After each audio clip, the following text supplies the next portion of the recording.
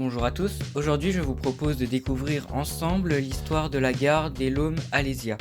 Située à Venarey-les-Laumes, en Côte d'Or, la gare a été mise en service le 22 juin 1851. À cette époque, elle était créée par l'État.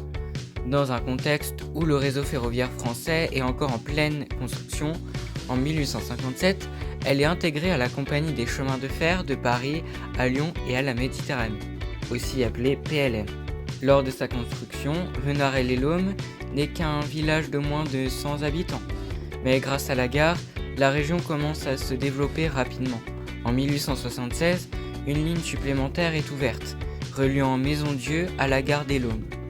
La gare devient alors un point de bifurcation important, notamment pour les trains qui affrontent la rampe de Blaisy, une section difficile du trajet vers Dijon.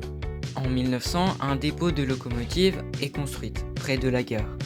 Il est agrandi en 1919 avec une demi-rotonde en béton capable d'accueillir 30 locomotives. Dans les années 1930, ce dépôt héberge jusqu'à 95 locomotives. À son apogée, plus de 500 personnes travaillent pour le chemin de fer dans la commune. La gare devient un centre de vie et une cité ouvrière se développe autour. En 1907, le conseil municipal d'Alis-Sainte-Reine demande que le nom de la gare soit modifié. La gare est alors renommée les Laumes-Alésia, en lien avec les fouilles archéologiques d'Alésia sur le mont Auxois. C'est aujourd'hui la seule gare de France à porter un nom composé qui ne correspond pas simplement à une ville.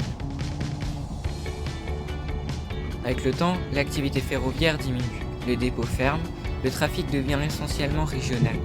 Aujourd'hui, la gare des Laumes-Alésia est desservie par les trains TER Bourgogne-Franche-Comté, reste ouverte au transport de fret.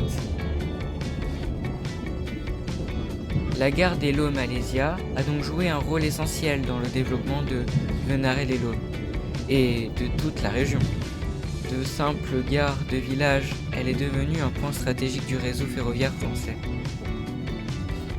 Merci d'avoir regardé cette vidéo, n'hésitez pas à commenter si vous avez des souvenirs ou des informations sur cette gare. A bientôt.